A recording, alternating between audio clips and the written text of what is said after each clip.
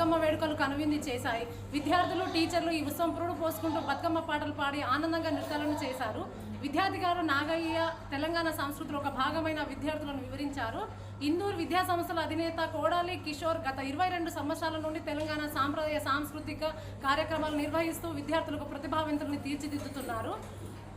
Bodhan Shriram finance and transport manager Shravan పాల్గొన్నారు.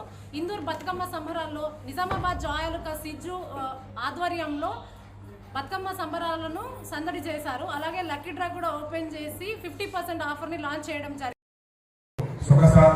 శాంతి మన తెలంగాణలో ఉండాలని చెప్పి ఈ బతుకమ్మ సంబరాన్ని మనం చేసుకుంటూ ఉంటాం.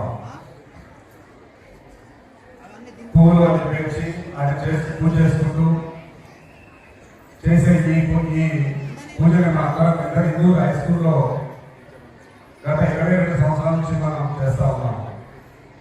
సంస్కృతిని ఇలా నాగేశ్వర చెప్పారు, సంస్కృతిని కాపాడాలంటే ఇప్పుడున్న విద్యార్థులే కాపాడాలనే దాని మీద మనం ఉన్నాం. కాబట్టి ఇది మనం మన స్కూల్లోనే కాదు యావత్ తెలంగాణ స్కూల్స్లో కూడా చేస్తా ఉన్నారు. కాబట్టి బతుకమ్మ సంబరాల్లో పాల్గొన్న విద్యార్థులందరికీ, తల్లిదండ్రులకి, ఇక్కడికి వచ్చేసిన మన దేశ సాంప్రదాయము, ఆచార వ్యవహారాలు, అదేవిధంగా మన రాష్ట్ర సాంప్రదాయాలు, ఆచారాలన్నీ కూడా పిల్లలందరికీ తెలిసే విధంగా అన్ని కార్యక్రమాలు అన్ని పాఠశాలలో చేస్తున్నారు.